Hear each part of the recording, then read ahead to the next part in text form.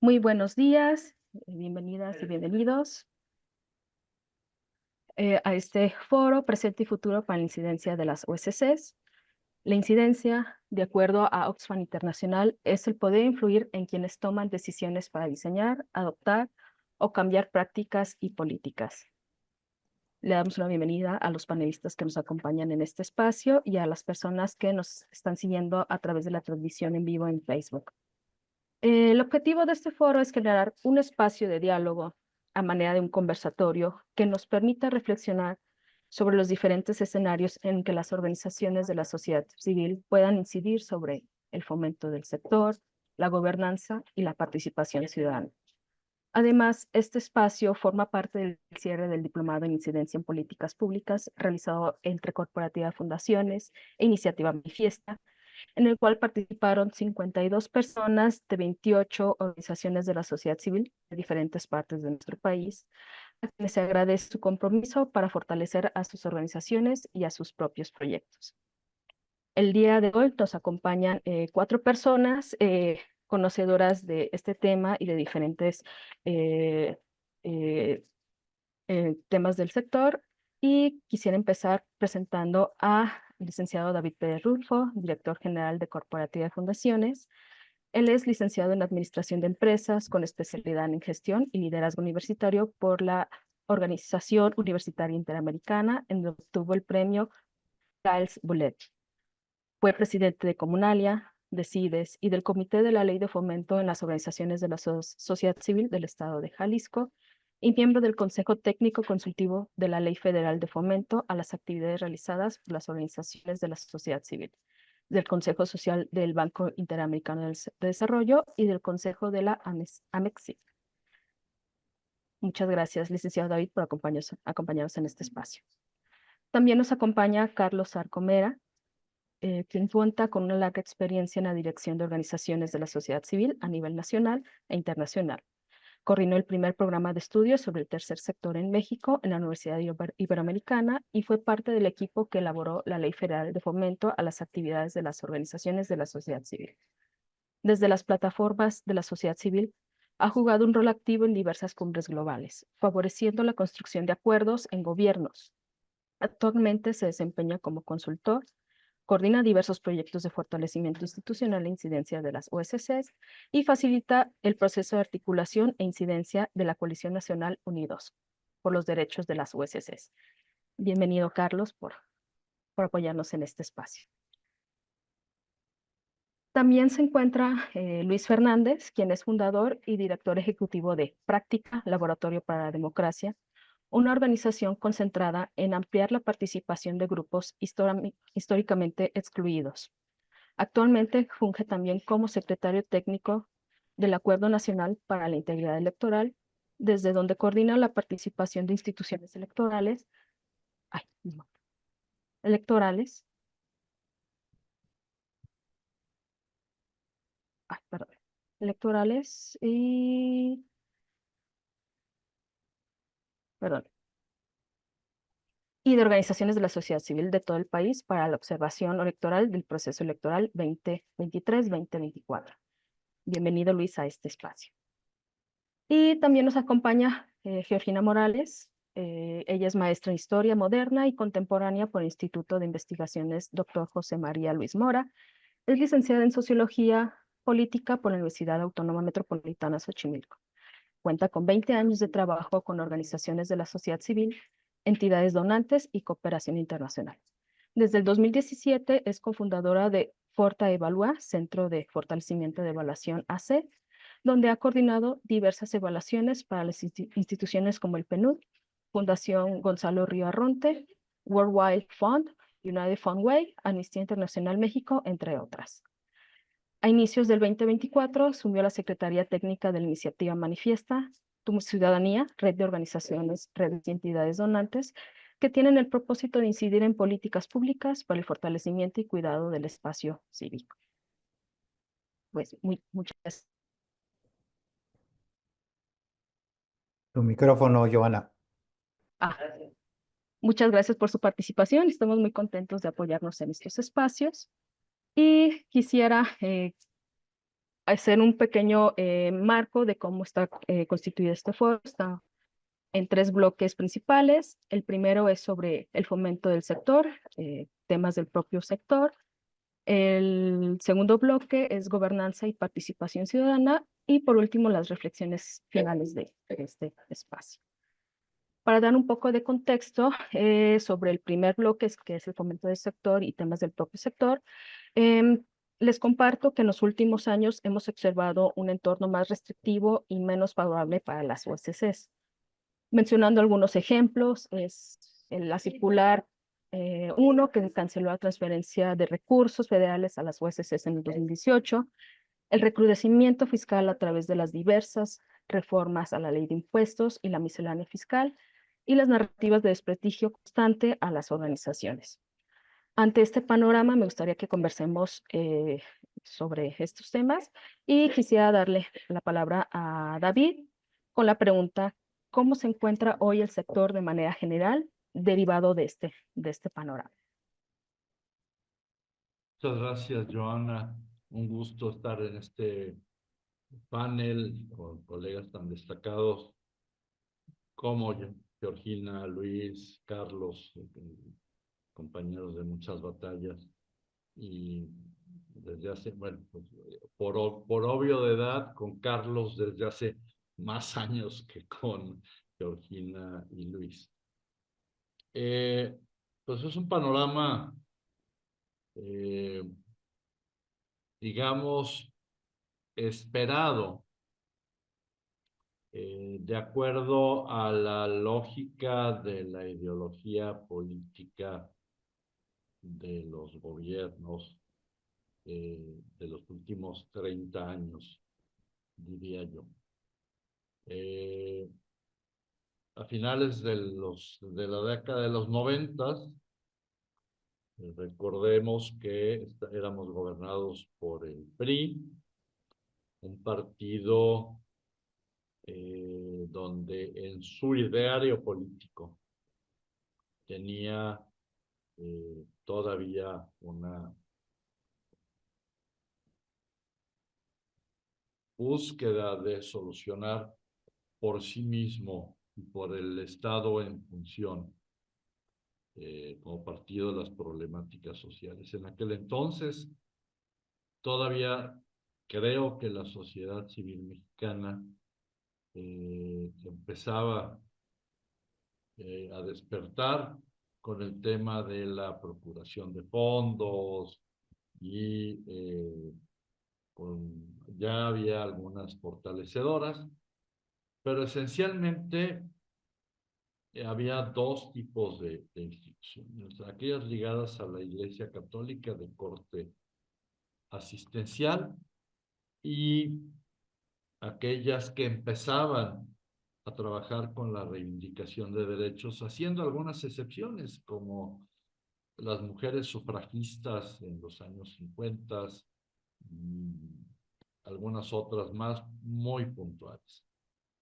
Debo decir que cuando hay la transición, yo no quisiera decir democrática porque no hemos logrado una democracia plena, pero esta etapa de transición de partido y de ideología gobernante, pues así fue democrática. Y si ustedes recuerdan, el eslogan del Partido Acción Nacional, y me parece que todavía para ellos sigue vigente, es: tanta sociedad como sea posible y tanto Estado como sea absolutamente necesario. Es decir, ellos buscaban abrir el espacio para la participación de la sociedad civil. En esta época fue cuando se logró, después de muchos años de lucha, Carlos, uno de ellos, la ley de fomento, y todavía con ciertos matices, porque era la ley de fomento a las actividades y no a las organizaciones. Es decir, nos importa lo que hacen y no lo que son, ¿no? Sus actividades son las de interés público, no las instituciones son de interés público. Y de ahí hay un tema, hasta que al finales del panismo, es decir, esos 6 y otros 6 de Calderón, me parece que fue en esta época entre los 6 años de existencia de la ley y los 10, la mejor época del fomento a las organizaciones. Indesol, con funcionarias muy sensibles provenientes de organizaciones de la sociedad civil, una recordada Cecilia Loría, Ana María León, posteriormente con el PRI, Angélica. María Angélica Luna Parra, una luchadora social de muchos años, que creó junto con Colosio el Indesol, cuando Colosio, es decir, había sensibilidad sobre el papel de las organizaciones. Hoy día, y también les digo que es esperado porque luego regresamos al PRI, donde hubo procesos de regresión. Y tenía que ver con una lógica ya de competencia al Estado benefactor, que bien consignaba Octavio Paz en su libro El logro filantrópico de los 70s, refiriéndose al Estado mexicano, el logro filantrópico, ¿no? Es un libro que sigue actual, porque lo que ha venido sucediendo en estos últimos años del gobierno de Peña Nieto, priista, y después de López Obrador, de Morena, pero con un arraigo profundo en las formas del PRI, pues hace ver y dejó sentir que el Estado benefactor no necesita de organizaciones intermedias, no necesita de organizaciones sociales, porque el Estado lo debe todo. Está por verse si lo puede todo. El panorama no es alentador. El panorama es que se han venido cerrando, para terminar con esta primera intervención, se han venido cerrando los espacios. Los consejos de las secretarías, podríamos hablar el consejo o mecanismos de diálogo de la Secretaría de Gobernación con organizaciones, con la Secretaría de Relaciones Exteriores en la DGBOSC para asuntos de medio ambiente, por ejemplo, este consejo que Carlos y yo compartimos incipientemente en la Agencia Mexicana de Cooperación Internacional, en su ámbito social, pues hoy ya desaparecieron, y así han desaparecido una cantidad de consejos donde la sociedad civil pues era escuchada, no necesariamente tomada en cuenta, sino escuchada y algunas veces tomada en cuenta. Finalmente, en este sexenio, pues en ese sexenio que pasó, pues la circular famosísima número 1, donde se acabó el financiamiento a las organizaciones, a mí me parece una paradoja, porque las organizaciones, el 90% de las organizaciones que recibían recursos del gobierno federal a través de Indesol, sobre todo Indesol, eran organizaciones de base que trabajaban en el sur del país, Oaxaca, Chiapas, Tabasco, Campeche. Organizaciones que trabajaban en Michoacán, que no tenían acceso a los recursos privados de empresas, corporaciones y de fundaciones. Y financiaban modelos de jerarquización de proyectos comunitarios que apoyaban con realmente pocos recursos a una cantidad de organizaciones de base. Finalmente, el panorama pues no es alentador. Creo que las formas van a ser diferentes, pero la línea será igual. La semana pasada hubo 3 llamados diferentes, uno de CEMEFI, una carta abierta a la presidenta Sheinbaum, hubo también una rueda de prensa donde se le llamaba al diálogo a la presidenta a través de los mecanismos que tiene Indesol o la Secretaría de Bienestar hoy y la Secretaría de Gobierno. Y finalmente ayer en CEMEFI hubo una puesta en común de 32 temas de propuesta de agenda de política pública. Y a mí me parece que vamos a predicar en el desierto, no vamos a tener ni siquiera una contestación. Ya veremos más adelante en este panel que propongo para lograr avanzar. Hasta ahí dejo mi primera intervención. Gracias, David, por aterrizarnos en este panorama que tenemos actualmente las organizaciones. Y quisiera trasladarme con Luis, justamente en esta línea. ¿Qué sería lo prioritario a atender para revertir este entorno no tan favorable? Adelante, Luis. Muchas gracias, Joana. Y primero, agradecerles mucho la invitación, Joana, David, a Corporativa de Fundaciones y lo mismo que David, qué maravilla encontrarnos cada vez más seguido contigo, Gina, con Carlos. Y bueno, a ver, entrarle un poquito al tema y sumar algo de la que ya nos compartió, David. Nos haces la pregunta, Joana, de qué hacer para revertir esto. Y me gustaría nada más contarle o al menos poner una reflexión con las personas que nos están escuchando sobre, sobre la participación o la incidencia en la toma de decisiones públicas como, por un lado, como un sentimiento y por el otro lado, como una necesidad inmediata.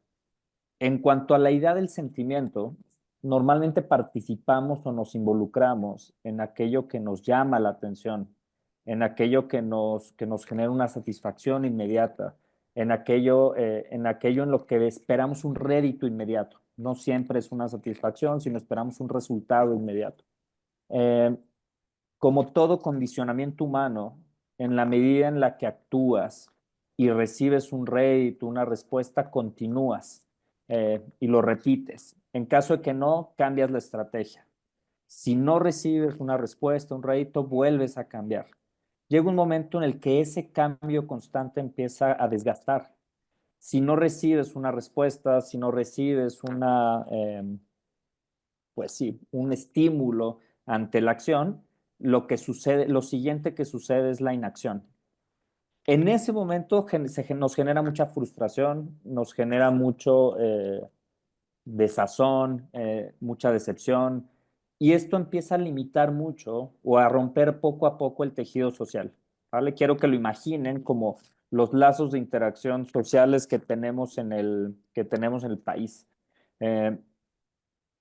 Traigo esta idea, sobre todo por una conversación que curiosamente tuve con David en la semana, pero también con otras personas con las que hemos estado reflexionando mucho esto, y es cómo estamos actuando ante estos contextos de violencia en el país.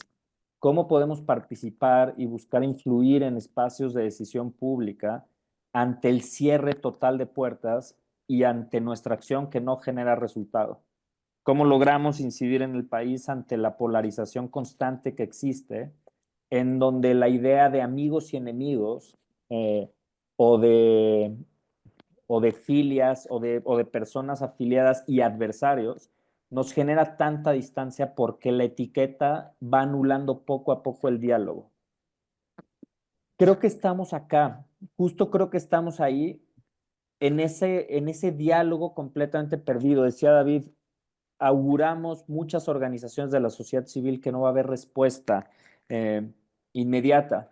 Y lo que yo veo son ciclos. Es posiblemente no haya una respuesta ahorita y nos obliga a las personas en las que el ánimo nos sostenga y nos obligue a actuar, vamos a tener que actuar de forma distinta y buscar por otras vías. Afortunadamente hay otra idea que me gustaría compartir sobre, más allá de la idea de revertir, Joana, que pones en la pregunta, creo que es una idea más física y más realista de la participación. Es, aquí estamos y vamos a seguir haciendo nuestro trabajo. Vamos a seguir haciéndolo con mayor adversidad, con mayor obstáculos, con más dificultad para poder hacer el trabajo de manera adecuada probablemente, pero estoy seguro que muy buena parte del trabajo de la sociedad civil que hoy sucede en el país, y déjame intentar como dividirlo, o sea, toda la parte asistencialista que hoy existe, muy buena parte de las organizaciones de atención a distintos grupos vulnerables, de atención, y con eso me refiero, o sea, me refiero a orfanatorios, me refiero a albergues, me refiero a atención a migrantes, toda el ala asistencialista de la sociedad civil, creo que va a seguir posiblemente con menos recursos, posiblemente con menos capacidades, o buscando recursos, como bien nos lo dice el compendio estadístico de CEMEFI, en donde vienen más recursos por fuera, el Estado al no garantizar recursos, las organizaciones claramente buscan por fuera. Todo este trabajo va a estar ahí. El trabajo de las organizaciones que hacen investigación, que publican información relevante en materia de derechos humanos, en materia de políticas públicas, en cualquier caso, ¿no? El mismo día de ayer CEMEFI presentó 34 agendas ciudadanas que han trabajado, que me parece extraordinario. Ese trabajo va a seguir y se va a entregar a las autoridades correspondientes con la expectativa de que utilicen esa información. Yo creo que las organizaciones que más adversidad van a encontrar o vamos a encontrar, lo pongo en plural, en primera persona el plural, creo que son aquellas que hacen trabajo político para poder influir en las decisiones. Aquellos que quieren disputar una idea o argumentar una idea para resolver de manera más eficiente problemas públicos. Este conjunto de organizaciones somos las que estamos en la línea. ¿Por qué? Porque hoy prácticamente toda la agenda o todo el ejercicio de lo público se ha hecho político. Y creo que eso es un cambio en el que nos estamos adaptando, es un cambio que estamos entendiendo y es una resiliencia difícil para muchas personas, en donde estás acostumbrado a poner las ideas y a dialogarlas y a deliberarlas con la expectativa de que sean los argumentos, la evidencia y la información la que influya en las decisiones. No necesariamente la fuerza, la popularidad, el apoyo masivo a una idea, que cambia un poco los incentivos políticos y por lo tanto los incentivos democráticos que nos rigen como sociedad. Entonces, creo que la idea de revertir implica que como organizaciones sigamos haciendo nuestro trabajo, busquemos mucha resiliencia en las dinámicas en las que vamos a trabajar y saber que en algunas agendas van a existir puentes con gobiernos locales, me refiero a municipales y estatales, pero también con el gobierno federal. Las agendas que a ellos les interesen van a acabar abriendo puertas, hay dinámicas de trabajo. El tema es aquellas en las que no coincidan, el cierre es prácticamente total. Dejo acá la primera entrada, John. Muchas gracias, Luis, por compartirnos estos puntos de vista. Quisiera ir con Gina. ¿Puedo decirte Gina? ¿Sí? Muy bien. Sí, Gina, claro. quisiera que nos compartieras desde tu punto de vista de lo que hemos compartido hasta este momento, ¿cuáles son los temas en los que nosotros como sector necesitamos priorizar? Adelante, Gina. Gracias. Primero también agradecer el espacio corporativo de fundaciones. El diplomado ha sido un espacio maravilloso de fortalecimiento en temas de incidencia donde se han debatido mucho de los temas que se están tocando hoy en el conversatorio. Entonces, eso, agradecer mucho al espacio corporativo por generar estos espacios de fortalecimiento y a Luis, a Carlos y a David por permitirme acompañarlos en este espacio también. En temas de priorización, como lo había mencionado Luis y también David, las 34 agendas son temas de priorización en temas específicos que las organizaciones, pero que también las instancias gubernamentales están trabajando y que son los temas, digamos, que tienen priorización de atención en el país. Pero si nos miramos como sector de manera en lo general y en lo global, creo que hay 3 temas específicos en los que nosotras tendríamos que poner atención para poder generar acuerdos y que, ojo, no lo podemos hacer de manera solitaria las organizaciones y sí necesitamos un diálogo con las instancias gubernamentales para que se puedan mover estos temas. La primera es la política fiscal dirigida a las organizaciones de la sociedad civil con el propósito de que pueda ser más flexible, eficiente y eficaz, ¿no? Es decir, hay ciertas contradicciones en la política fiscal para las organizaciones. La normativa a veces es muy complicada y dificulta el cumplimiento concreto de las organizaciones para poder hacerlo de manera eficiente y eficaz. Anteriormente se daban ciertos diálogos con el SAT principalmente, con el propósito justamente de que las organizaciones pudieran entender qué se les estaba solicitando y hacer de manera ágil y más flexible este cumplimiento que sí hacemos las organizaciones de la sociedad civil, independientemente de si seamos donatarias o no. Entonces, este diálogo abierto permitía este cumplimiento más flexible y más eficaz que se ha perdido con los años. Entonces, creo que una de las cosas a retomar es justamente esto. ¿Cómo podemos entablar un diálogo sobre todo con con el SAT y con Hacienda para hacer este cumplimiento eficaz? Y por el otro lado también, de parte de las organizaciones de la sociedad civil, demostrar el valor económico que tenemos como sector, porque somos generadoras de empleos formales, sobre todo formales que garantizan a las personas a las que se emplean dentro de las organizaciones ciertas seguridades y ciertos derechos. Y la aportación económica que se da al PIB, que se habla también no solo de una aportación social, sino de una aportación económica al país. Y eso lleva de la mano a otro tema prioritario, que es la data que tenemos en el sector. Una de las fuentes prioritarias de data en el sector era el Registro Federal de las Organizaciones de la Sociedad Civil, que es un registro voluntario donde las organizaciones proporcionaban a través de informes información no solamente de cuántas somos, ¿no? Y qué actividades realizamos, sino también de otras aportaciones como los sectores poblacionales con los que estamos trabajando, el tipo de metodologías que estamos implementando, el cumplimiento a otros parámetros como internacionales, como los ODS, que sin tener este incentivo para llenar estos informes del registro, se están perdiendo esa información valiosísima para el sector y que nos ayuda también a poder dimensionar. Pongo un ejemplo específico para Chiapas, el registro ahora en 2024 dice que hay 2.022 organizaciones registradas para el estado de Chiapas. De esas organizaciones, 201 están activas, 115 están activas condicionadas y 1.706 se encuentran inactivas. Lo que quiere decir es que estamos perdiendo información de esas 1.706. Y no es que el estar inactivas no quiere decir necesariamente que ya no estén haciendo labores o que estén generando trabajo. Lo que quiere decir es que no están informando específicamente al CLUNI, ¿no?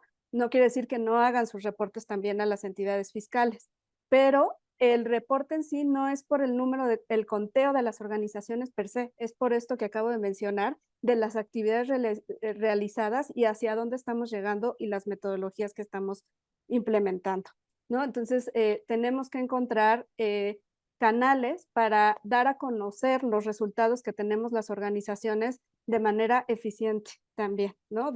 Para también generar confianza con los sectores, es decir, con el gobierno y con la iniciativa privada, pero también con las personas que son partícipes de las actividades de las organizaciones de la sociedad civil para que entiendan nuestro quehacer. Y el último tema que yo también pondría como prioritario es mucho de lo que refería David, entender la lógica del actual gubernamental actual hacia las organizaciones de sociedad civil. El entendimiento de por qué nos nombran intermediarias y qué podemos hacer para poder generar acuerdos, pero también para cambiar esta narrativa. Y también desde las organizaciones el reconocimiento de aquellas cosas que sí están saliendo bien en el gobierno. Creo que nos hemos centrado mucho en aquellas cosas que no se están haciendo bien porque es el incentivo de las organizaciones de mejorarlo y cambiarlo, ¿no? De generar propuestas para el cambio. Pero creo que si empezamos también a reconocer qué está saliendo bien, podemos empezar a encontrar estos puntos de acuerdo que nos lleven a un diálogo con las autoridades en los 3 niveles. Y que también hay ciertas temáticas en el país donde las organizaciones van a tener mayor entrada, como los temas de agua, como la reforma energética, como el medio ambiente, como género y los sistemas de cuidados, porque están en el foco prioritario del actuar gubernamental para este sexenio. Entonces también es el entendimiento justamente del plan de gobierno que afortunadamente en esta ocasión tiene indicadores. Entonces esos indicadores nos podrán dar pistas de cuáles son los temas prioritarios y en cuáles podamos las organizaciones poder tener un acercamiento mayor que en otras temáticas. Entonces yo lo dejaría hasta ahí para seguir con la conversación. Muchas gracias, Gina, por mostrarnos cómo desde las fortalezas que tenemos como organizaciones de la sociedad civil nos permite generar estas oportunidades de diálogo con el gobierno o las personas tomadoras de decisiones. Muchas gracias, Gina. Carlos, sabemos que desde Unidos has realizado un ejercicio importante de perspectiva, perdón, sobre diferentes escenarios que podríamos estar viendo en los próximos años para las USCs. ¿Nos puedes contar sobre este ejercicio? Sí. Lo primero que hay que enfatizar es que somos un actor social que existimos y que vamos a seguir, como dijo Luis. Es decir, eh, el cambio de dinámica en México está afectando a todos los actores en diversos grados, a los partidos políticos, al sector empresarial, a la academia y a nosotros como organizaciones de la sociedad civil, ¿no? Entonces, somos parte del entramado social, político del país y vamos a seguir. Lo segundo es que ya tenemos muchos años caminando, entonces también vamos a partir de que lo que estamos viviendo ahorita lo vamos a enfrentar con ese acumulado histórico de logros, de fortalezas, de capacidades que hemos construido, ¿no? Yo creo que eh, hay que mirar ese futuro posible a partir de lo que tenemos, de lo que hemos acumulado, que es mucho y demás. Ahora, siempre que hay una adversidad, si un actor quiere seguir siendo relevante, un actor social o político, pues tiene que darse permiso de repensar cosas, de remirar, de evaluar, de ser autocríticos y ver dónde y cómo podemos seguir tejiendo. Ya ahorita los 3 colegas que me antecedieron pues han marcado una serie de pistas, de temas donde podemos, ¿no? Repensar ese futuro. Entonces, desde esa lógica, hicimos tú estás presentando ahí este ejercicio de escenarios. Los escenarios analíticamente se construyen pensando en la dinámica del contexto, aquello externo que nos influye, nos define o nos determina a veces, pero también de las dinámicas internas, aquello que podemos poner en juego. Y entonces, entre ese contexto y nuestras dinámicas, se van tejiendo analíticamente los escenarios. Nosotros decimos que hay 4 posibilidades, ¿no? Una, donde las organizaciones, el sector, y aquí déjenme hacer un paréntesis.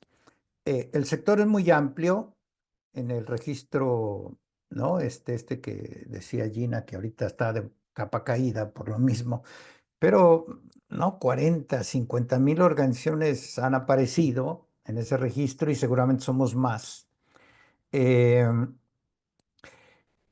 Bueno, esa vitalidad, esa dinámica que existe en México, eh, está como en un momento de reacomodo.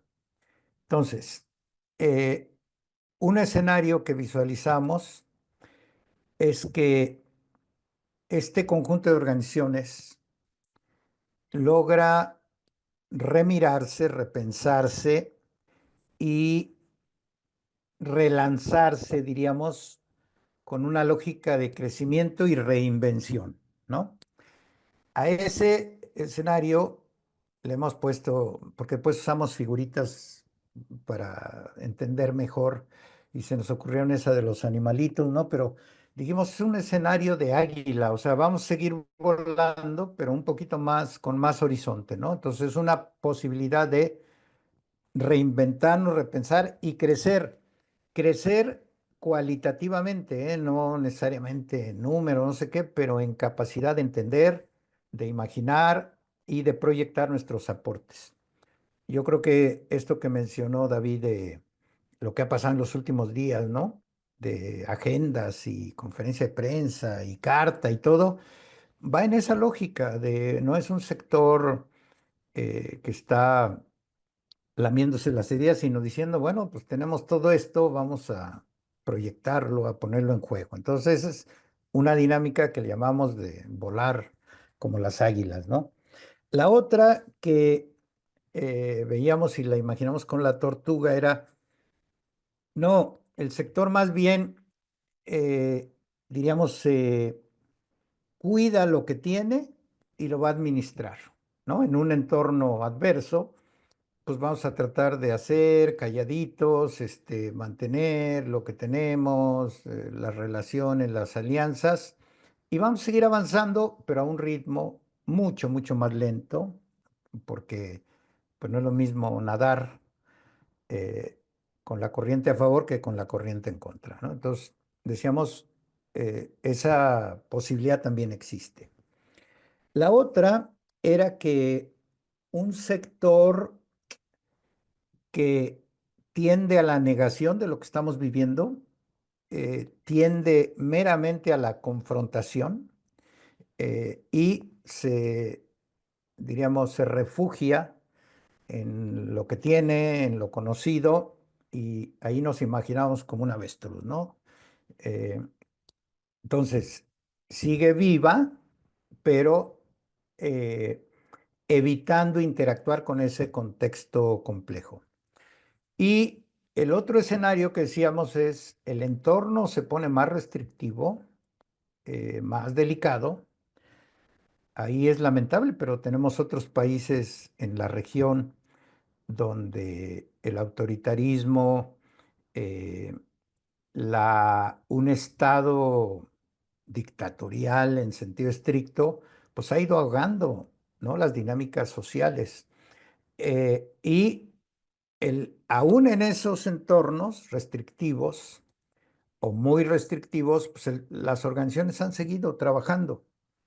Eh, y ahí nos imaginamos el puercoespín, ¿no? Como diciendo, ya ven que el puercoespín cuando hay peligro se enconcha, se saca su defensa, sigue viviendo, pero en una lógica meramente defensiva y de supervivencia.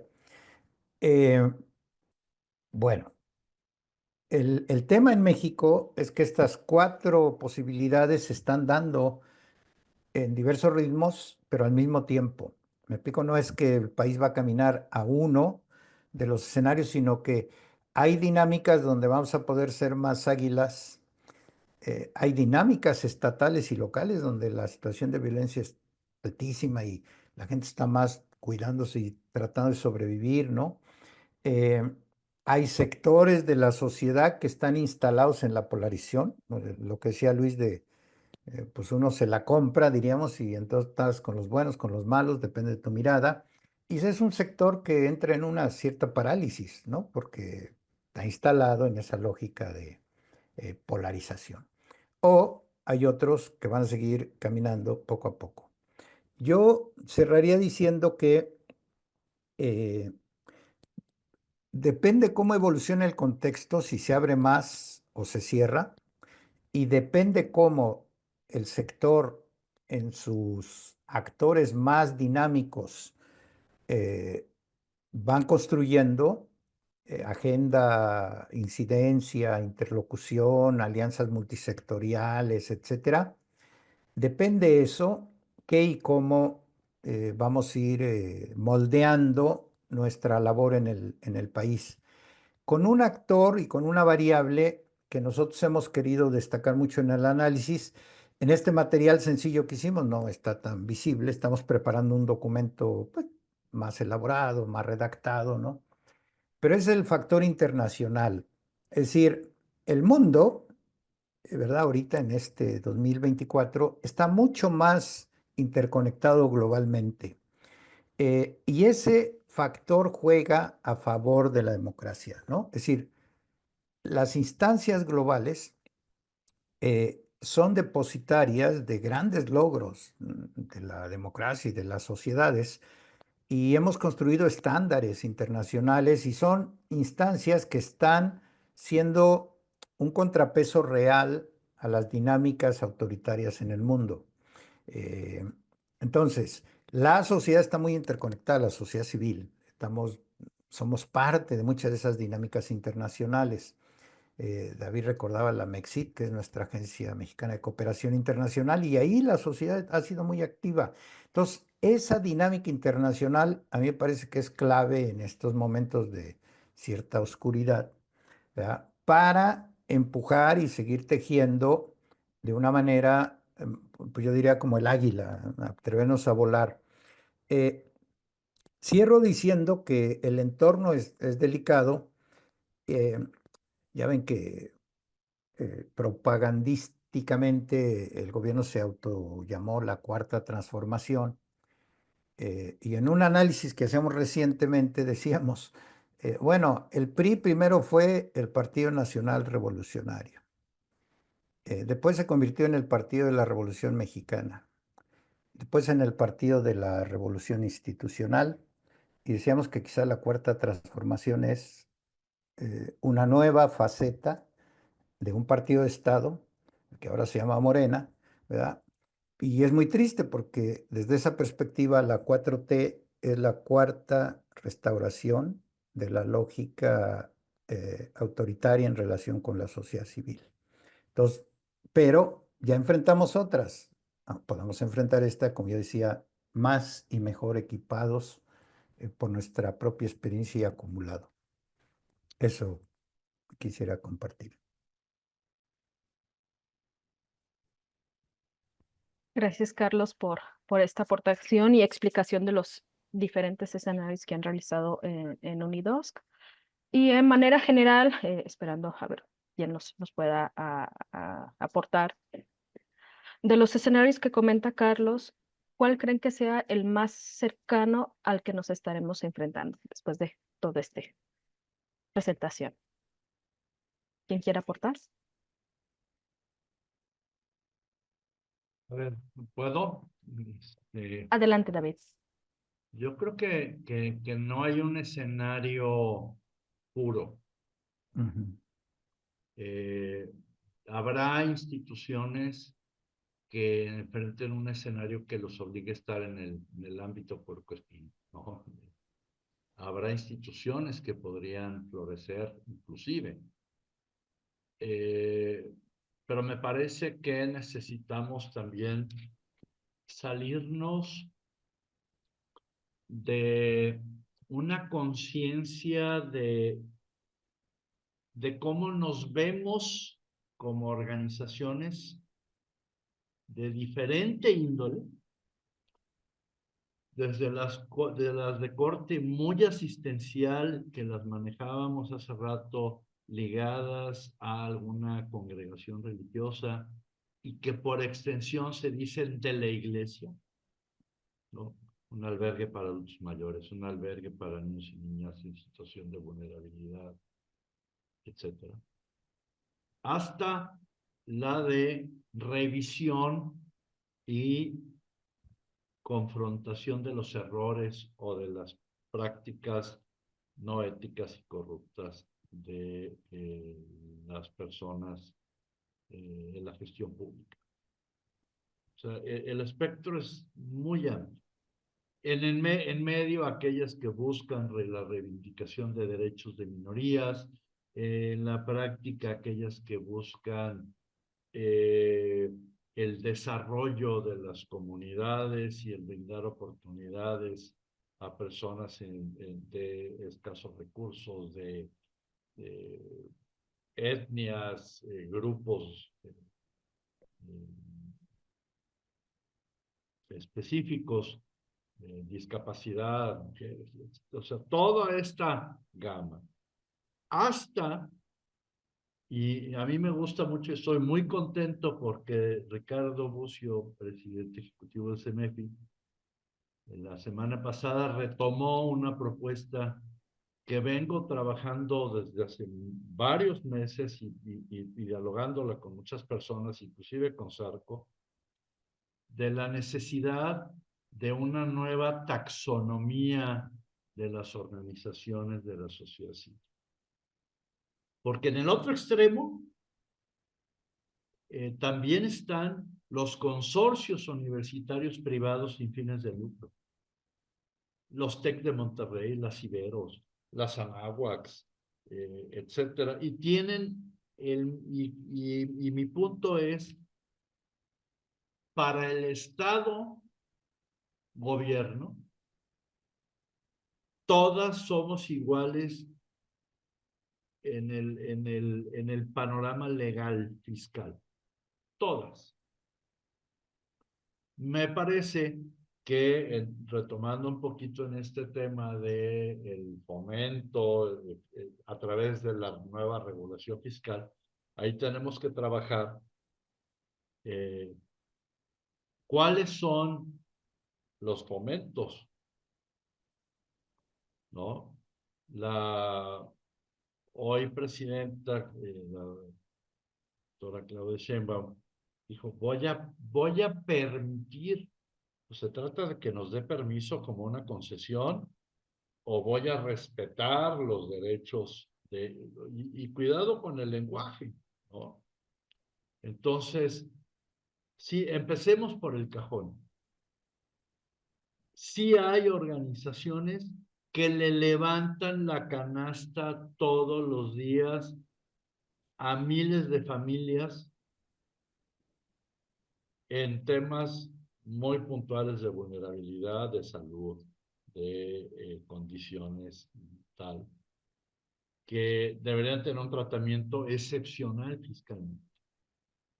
En esta lógica de Estado benefactor, quien le coadyuva a ser el Estado benefactor, pues me parece que tendría que ser, en términos de eficiencia y eficacia, totalmente fomentadas y apoyadas fiscalmente. Me refiero, imagínense que una empresa puede deducir ya no de la base gravable, sino de la resultante de los impuestos a pagar, un porcentaje alto de lo que apoye a este tipo de organización. Y habrá otras organizaciones que el Estado, por su naturaleza, no va a financiar de ninguna manera, porque la deducibilidad, digamos, es un costo de no recaudar y es un costo fiscal. Es un dinero que no ingresa. Y podría perfectamente decir, qué bueno, tienes derecho a existir, facilito todos los procesos, pero no te financio, porque yo tengo mis mecanismos de transparencia, los que vayan a ser, controlados o no, pero si tú tienes que tener, eso se da mucho, y Carlos, especialista en este tema internacional, los famosos informes sombra. Ambos hemos participado en realizar informes sombra sobre los informes que Cancillería da sobre diferentes temas a Naciones Unidas, como por ejemplo la implementación de los ODS, que en México ha sido una caricatura, ¿no? Para poner un ejemplo. Finalmente, ¿qué podríamos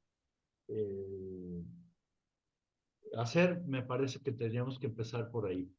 ¿Cuáles son las diferencias entre las organizaciones de la sociedad civil? Una de las cosas que revisábamos al finalmente es, dejemos de hablar de de conceptos que la gente no entiende. Perdón, me refiero no porque sea capacidad, no tienen por qué saber qué somos las OSC. Pues hablemos, ¿no? Y luego diferenciémonos de las OSCs que tienen tienen por supuesto derecho, pero de una clara intención de acceder al poder político, ¿no? Y me refiero a aquellas que estuvieron trabajando con la oposición y que la mitad de ellas, y hay que decirlo también porque nos afectaron, son membretes. Son puros logotipos que no existen como organización, ¿no? Y si me apuran tantito se los nombro. Yo por México, sí por México, tú por mí, yo por ti, y todas estas que estuvieron en el ámbito de... Yo conozco a una persona que ostentaba 3 logotipos. Una sola persona. Entonces hay que diferenciarnos también de ahí, ¿no? También dentro del ámbito de las organizaciones tenemos que hacer nuestro trabajo entre pares y señalar a las que no son organizaciones de la sociedad civil con un enfoque de desarrollo, de asistencia y tal, sino de claro tema político, de acceso al poder político. Es cuanto, señorías. Muchas gracias, David, y contundente tu última aportación.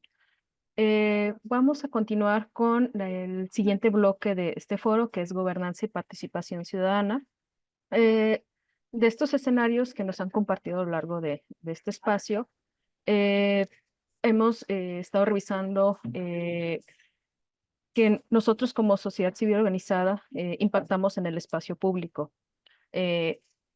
Este marco fomenta la gobernanza y garantiza nuestro derecho a la asociación.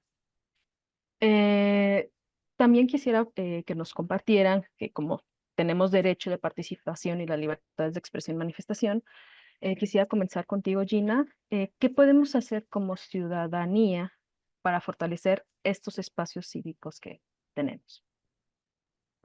Gracias, Joana. Yo creo que como sector de las organizaciones de sociedad civil, retomar esto que está mencionando David, ¿no? Y que era uno de los puntos que yo ponía en la intervención anterior, lo de la política fiscal que pasa por reconocimiento de la taxonomía de las organizaciones y la diferenciación de lo que sí hacemos y en qué cajón estamos. Y acompañado de eso, la data de las organizaciones con resultados concretos de lo que implica nuestro trabajo tanto en la parte económica como social. Y en términos de la ciudadanía en general, desde la iniciativa Manifiesta este año hemos estado haciendo un trabajo muy como de hormiga con la mano de organizaciones de la sociedad civil en lo local y que pasa por entender cuáles son las prioridades de las personas en qué participan, bajo qué mecanismos y qué accesibilidad tienen a estos mecanismos de participación ciudadana con un enfoque sobre todo de derechos humanos de todas de todas las personas, ¿no? Entonces quisiera poner un ejemplo para ejemplificar esto, algo que encontramos en el estado de Chiapas, y es cómo el contexto determina la calidad y el tipo de participación que podemos tener las personas. En el estado de Chiapas, el 68% de las personas viven en pobreza. Esto quiere decir que 7 de cada 10 no pueden cubrir sus necesidades básicas, empezando por la alimentación.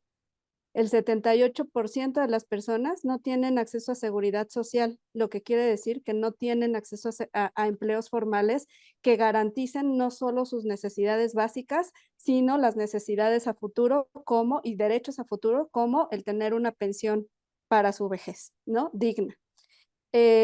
Siguiendo con estos datos, la encuesta de calidad e impacto gubernamental apunta que de la población total encuestada, el 47%, solo el 47% tiene confianza en las organizaciones de la sociedad civil y el 61% opina que hay prácticas de corrupción en ellas. Entonces, aquí vemos cómo el no entendimiento de nuestro quehacer empieza a tener pues ciertas limitantes. El que el 61% de las personas opinen que hay prácticas de corrupción en ellas es fuertísimo. Adicional a esto, la encuesta nacional de cultura cívica dice que solo el 19% de las personas mayores de 15 años han participado en la resolución de los problemas públicos. Esto es para el estado de Chiapas, que es el ejemplo que estamos poniendo. Cuando les preguntan de las razones, el 42% dice que es por falta de tiempo. Si ligamos esta falta de tiempo a los índices de pobreza que hay en la entidad, podemos entender que el contexto determina que si las personas están preocupadas por tener un ingreso suficiente para que puedan alcanzar sus necesidades básicas, difícilmente quede tiempo para una participación activa de la ciudadanía. Y el 30% dice que no participan por falta de información. Y ojo, esta encuesta se basa en los mecanismos formales de participación ciudadana en el Estado. Sin embargo, también se tendrían que revisar cuáles son los mecanismos informales en los que participa la gente, porque en las comunidades indígenas y rurales sí hay mecanismos de participación que no están reconocidos como formales, pero son mecanismos de participación donde las personas participan de manera a veces democrática, a veces no, en toma de decisiones para las mejoras de sus comunidades.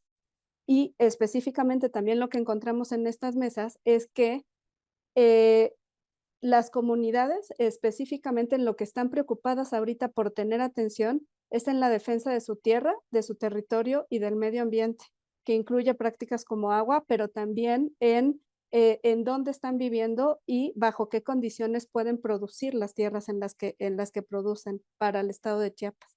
Entonces hay que empezar a cruzar estos datos y entender qué tipos de participación se están dando en lo local, para entender cómo de ahí podemos facilitar mecanismos de fortalecimiento y fortalecer de manera conjunta.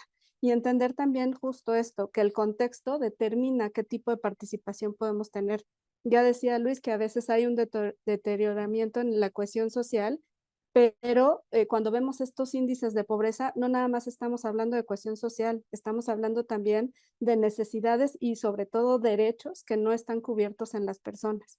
Entonces, ¿cómo podemos relacionar estos derechos con los mecanismos de participación y empezar a mirar también los mecanismos de participación informales que las personas gestionan y algunas barreras que también empezamos a observar? Cuando hablamos de participación formal, de mecanismos de participación formal, generalmente estos mecanismos de participación no están traducidos a lenguas indígenas, ¿no? Entonces ahí empezamos a meter barreras para que las personas y la ciudadanía en general puedan participar en estos mecanismos. Entonces pasa mucho por el entendimiento del contexto, sí, pero también del tipo de organización que las personas tenemos como ciudadanías en nuestras localidades y en nuestras comunidades. Interesante postura, Gina, que todas las organizaciones, sobre todo que buscamos incidir en temas de políticas públicas, debemos de contemplar justamente de implementar proyectos o cualquier iniciativa que ayude a mejorar nuestro entorno. Muchas gracias, Gina. Carlos, igual en este bloque quisiera que nos compartieras qué acciones de incidencia podríamos generar las organizaciones para contrarrestar las tendencias negativas y ayudar a transitar a escenarios más positivos.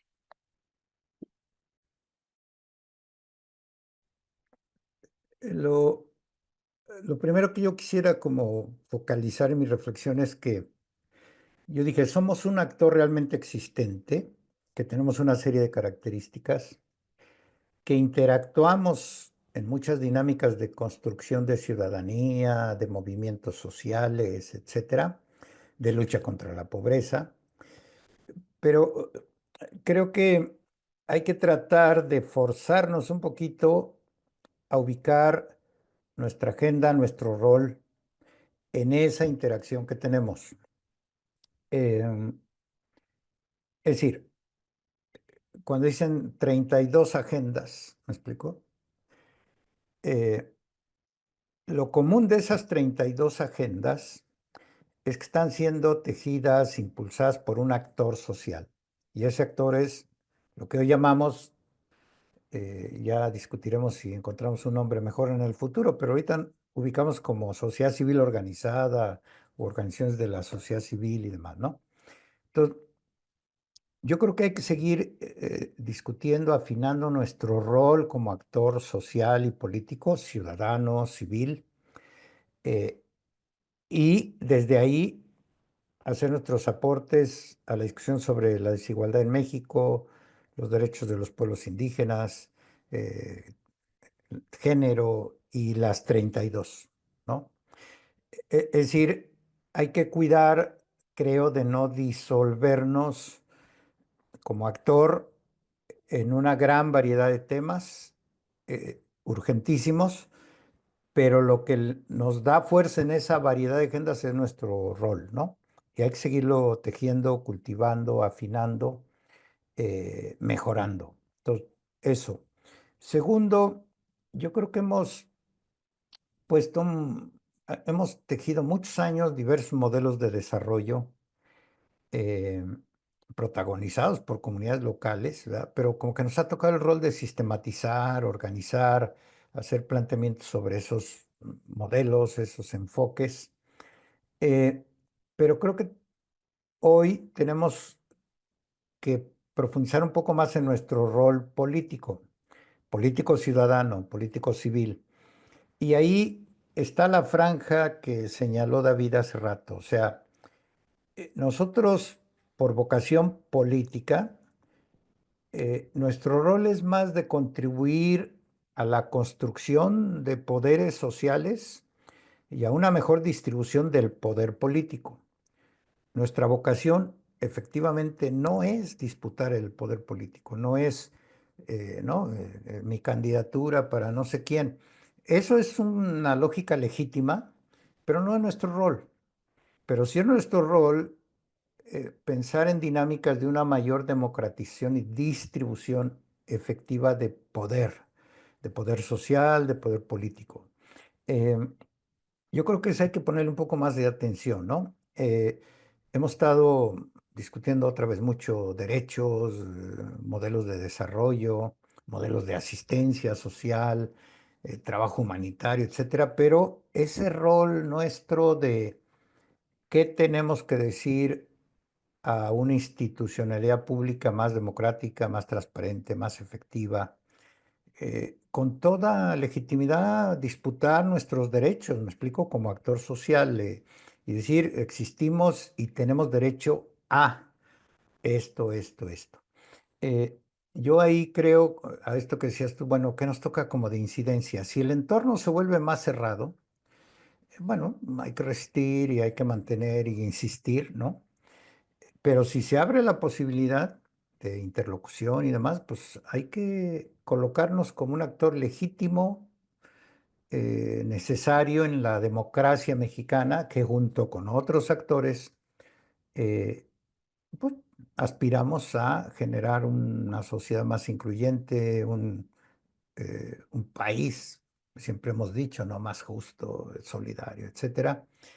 Pero yo creo que eso que colocó Gina en los datos del sector, las condiciones de desarrollo, la taxonomía, es un hilito que hay que seguirle, porque es el que nos va a colocar, me explico, otra vez, legítimamente como un actor con derechos y con el derecho a seguir defendiendo derechos y promoverlos y demás, con una mirada además históricamente muy importante, que es, hemos sido un sector que aunque, diríamos, como organizaciones, tenemos un estatus, un carácter, un financiamiento, etcétera, pero siempre hemos puesto un ojo especial en aquellos sectores de la población más vulnerables, más excluidos. Y yo creo que eso nos da un toque también, pues, ético, social, que es no sustituir a esos actores, pero seguir insistiendo en que mientras haya niveles de exclusión como los que vive el país y que lastiman la dignidad de muchas personas, pues este no será un país justo, ¿no? Entonces, yo creo que esa mirada sigue siendo súper necesaria porque nos pone como había un teólogo, ¿no? Que decía, nos pone a entender la vida desde el reverso de la historia, es decir, desde aquellos que ni siquiera tienen un lugar en esa historia, ¿me explico? Y que entonces yo creo que eso a nosotros también nos ayuda mucho a no creérnosla, mucho, así como de somos, pero sí seguirnos pensando desde aquellos que particularmente su dignidad y sus derechos son negados. Eso creo que nos da una mirada especial para seguir en nuestro aporte.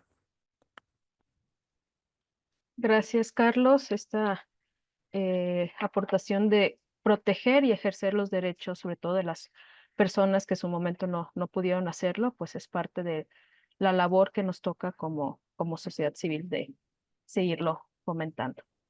Quisiera pasar con David. ¿Nos compartes, por favor, desde la postura de las fundaciones, el papel o el rol que podríamos tener en conjunto para generar un espacio más favorable y a qué podríamos dar prioridad en alianza con las OSCs? Perdón, Joana, te faltó Luis en esta ronda. Lo tengo un poquito más abajo. Sí, Ah, sí lo perfecto. tengo, sí lo tengo.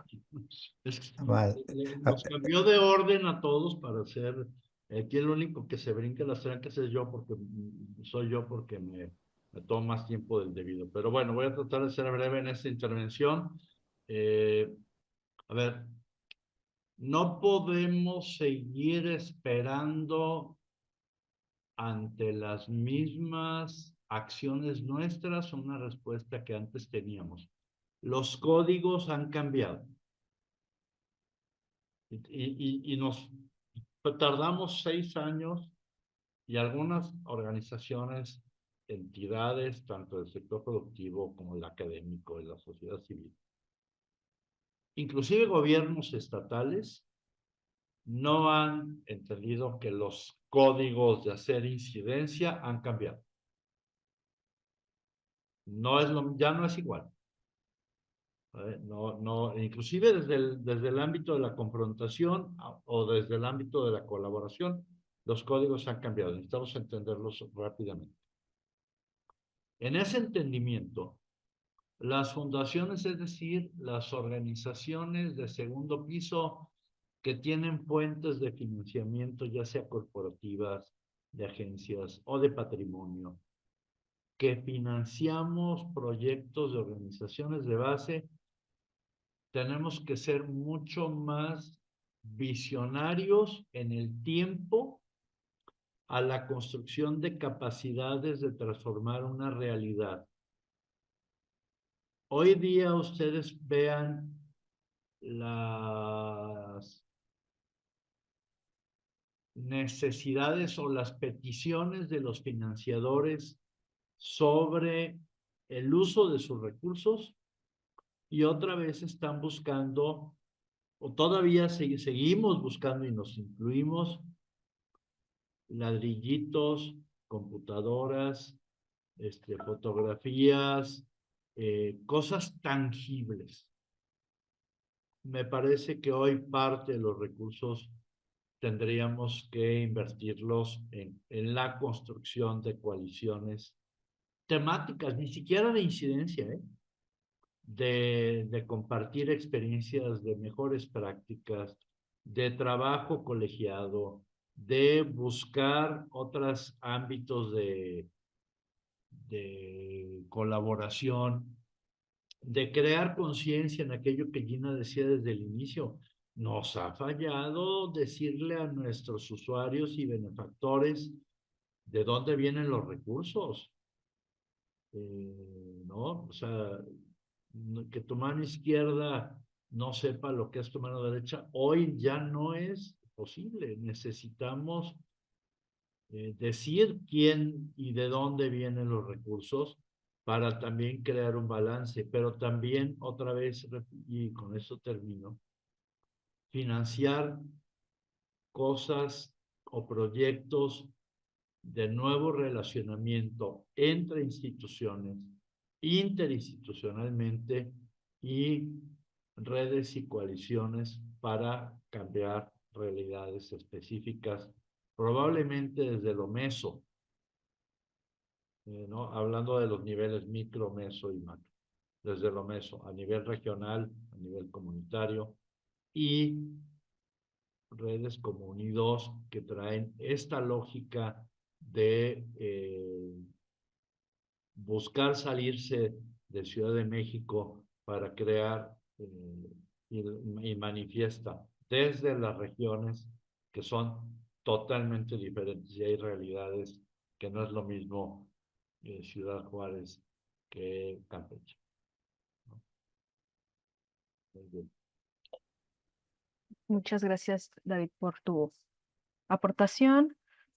Luis, desde tu experiencia en mecanismos de participación ciudadana, ¿cómo se puede generar un mejor acercamiento y accesibilidad a estos mecanismos para que haya una mayor apropiación, más allá de los votos de los ciudadanos de a pie? Y si estos mecanismos siguen siendo relevantes hoy en día para la participación ciudadana. Gracias, Joana. Y gracias, Carlos, también por la referencia de hace ratito. Quería reaccionar justo al análisis que tuvieron hace ratito, pero era como estaban ordenados un poquito los tiempos. Primero decirles, me encantó como el marco de análisis que nos hace pensar en estos escenarios como sociedad civil y nos da una idea de cómo actuar. Quiero profundizar en cómo actuar y brinco con eso a los mecanismos. En el cómo actuar no es uniforme, ya lo dijeron, para una organización los 4 escenarios, pero sí es una idea de análisis por decisión o por tipo de decisión. Entonces, normalmente en las decisiones en las que queremos influir podemos aprovechar alguno de los modelos de análisis o alguna estrategia en particular, pero es una decisión. Entonces, al mismo tiempo, pongo un ejemplo personal, ¿no? Al mismo tiempo estamos trabajando agendas de derechos laborales para personas de grupos históricamente excluidos. Estamos trabajando con personas recicladoras para que sean reconocidas formalmente por los municipios. Es una atribución en el 115 constitucional para los municipios e implica una estrategia de incidencia distinta a la influencia contra la reforma judicial para defender derechos laborales de 55,000 personas. Ambos son derechos laborales, pero son dimensiones políticas distintas, son coyunturas políticas distintas, son intereses políticos distintos, son coaliciones políticas distintas. Y creo que entender eso también nos va a ayudar mucho, porque hay veces que el empaquetarnos en el conjunto de decisiones nos desdibuja como organizaciones. Y de nuevo, lo hago otra vez a título personal. Práctica trabaja como organización con estos grupos, pero trabaja también para defender, no sé, el reconocimiento de lenguas indígenas como patrimonio cultural, trabaja para articular coaliciones de personas que defienden, no sé, estoy pensando en las vagoneras del metro de la Ciudad de México, por ejemplo, para que puedan ser reconocidas formalmente y podamos arreglar los vacíos y las contradicciones legales que hoy hacen que las detengan de manera arbitraria. Creo que este conjunto de ideas nos permite entender que para cada acción, para cada proyecto, vamos a acceder a una dinámica distinta. Ahora, sobre los mecanismos en particular, Joana, que me preguntas, cuando pensemos en mecanismos de participación ciudadana, esto fue un poco como, ahora sí que la concentración de mi tesis hace muchos años y concentrar una clasificación de mecanismos de participación ciudadana, lo primero, creo que la primera reflexión que me gustaría compartir con quienes nos escuchan es sepárenla en oferta y demanda. ¿Qué significa eso? La oferta es la oferta institucional de mecanismos que crean los gobiernos municipales, que crean los gobiernos estatales, el gobierno federal, el legislativo a través del Parlamento abierto, incluso el Poder Judicial ahora a través de distintos mecanismos de audiencia. Piensen en los mecanismos que están diseñados formalmente. Esos mecanismos que están diseñados tienen mayor o menor influencia. Puedes tener los consejos consultivos, que son el mayor número de espacios en el país, que no son vinculantes. ¿Qué significa eso? Es que por más que participes, tu voz se puede escuchar y eventualmente pueden tomar alguna idea al respecto, pero no tienes influencia directa en la toma de decisiones. Hay otros mecanismos diseñados que son muy buenos y muy potentes, como los presupuestos participativos, por ejemplo, que incluyen presupuesto, que incluyen que incluyen la participación desde el diseño, la propuesta de la ciudadanía hasta la implementación y hasta la evaluación, es decir, pasan por todo el ciclo de política pública. Mecanismos como el presupuesto participativo a mí me parecen extraordinarios y creo que siguen siendo uno de los mecanismos que mayor capacidad y mayor cohesión generan a nivel local en todo el mundo. Eso no implica que su influencia sea estatal o su influencia sea nacional. Creo que todavía hay un tramo largo para que lleguemos a eso, pero valdría la pena pensarlo y explorarlos. Ahora, la otra vía, la de la demanda de la participación ciudadana. La demanda es mucho más compleja. Y es mucho más compleja porque pasas una primera etapa que es muy humana, es muy inmediata, no implica organizaciones, es una decisión individual y es que decidas dedicar tiempo, esfuerzo, recursos y capacidad a perseguir un fin en particular. Luego te enfrentas a los costos indirectos, que es cuando necesitas mecanismos o no necesariamente institucionalizados, cuando necesitas acceder a información, cuando necesitas vincularte con tomadores de decisión, cuando necesitas cooperar con tomadores de decisión. En esa demanda de participación, tener organizaciones que te ayudan a reducir esos costos de participación, es decir, que accedas más fácil a información, que accedas más fácil a cooperación o que accedas más fácil a la toma de decisiones, permite que influyas de forma distinta. Y creo que el ejemplo más característico de esto son las agrupaciones de víctimas. Y me gustaría que las imaginen. O sea, son personas que por el azar de la vida deben de dedicar todo su tiempo, todo su esfuerzo, toda su capacidad y además tienen que desarrollar estas habilidades para influir en la toma de decisiones. Y pienso en los hijos, en los padres de los niños que murieron en la guardería ABC, pienso en los familiares de Ayotzinapa, pienso en las víctimas de algunos delitos que tienen que dedicar su vida prácticamente a navegar un sistema para buscar justicia, verdad, reparación. Esos grupos son los que más, digamos, los que tienen la demanda total de participación y que no necesariamente se vinculan con la oferta formal de mecanismos de participación. Y eso no implica que no estén participando o que no accedan a distintos mecanismos normalmente informales de participación. Y por informales me refiero a mecanismos alternativos de influencia.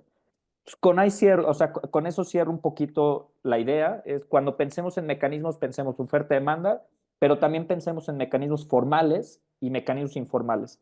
Los formales son las leyes y las instituciones que ya tenemos.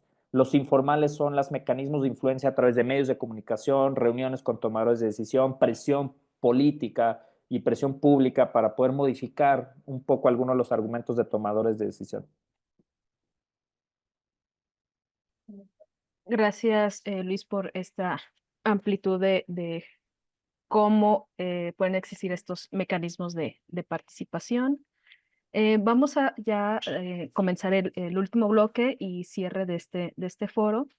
Nos podrían compartir una reflexión final que nos ayude a ir resumiendo sus aportaciones y lo que han escuchado de los demás panelistas en este espacio. Tratando de tomar panoramas positivos o realistas que nos ayuden a potenciar mejor las estrategias de incidencia para emprender en las organizaciones. Y quisiera darle la palabra a Gina, por favor. Gracias, Joana. Yo me quedo con dos cosas de lo que han dicho los colegas. Uno es el acuerpamiento y articulación de las organizaciones de la sociedad civil en torno a una causa en común, lo que decía Carlos de identificarnos como actores políticos que hacen labor para lo público y que en ese sentido podamos articularnos como lo hemos estado viendo en los ejemplos que bien mencionaba David al inicio, ¿no? De reconocer nuestro papel desde ahí y articularnos para seguir sosteniendo este fomento a las organizaciones, pero también a la sociedad civil organizada. Y lo otro es este reconocimiento a las diferentes formas de participación desde lo local, ¿no? Reconocer que las personas participamos dependiendo de nuestros contextos y desde ahí, cómo hacer para reconocer ese tipo de participación en un lenguaje mucho más claro que ayude a ejemplificar lo que las organizaciones hacemos. retomando lo del ejemplo de Chiapas, pero también de las diferentes evaluaciones en las que he participado, algo que me dejó en la reflexión de una evaluación que tuvimos con PNUD y con la Fundación Gonzalo Río Ronte, es que a veces las personas estamos haciendo procesos de participación y estamos haciendo gestiones que no necesariamente sabemos que es para un reforzamiento o para un beneficio de lo público. Y hay múltiples formas de comités ciudadanos de agua en las comunidades que limpian mantos acuíferos, que se organizan para que estos mantos acuíferos brinden agua a las diferentes comunidades, y eso es un actuar en lo público, aunque las personas no lo mencionen así. Entonces, creo que dar estos ejemplos más allá de una persona en concreto, sino lo que hacen las personas, aunque no lo mencionen así, ayudará justamente a poner, a crear estas sinergias de la labor que hace la ciudadanía en conjunto con las organizaciones, pero en conjunto además con el actor gubernamental y con otros actores como las fundaciones y como las empresas. Entonces me quedo con esas dos reflexiones, la articulación en conjunto de la sociedad civil organizada y el reconocimiento de los diferentes tipos de participación que hay en lo local. Muchas gracias, Gina, por tus reflexiones finales. Carlos, ¿nos compartes tus reflexiones, por favor?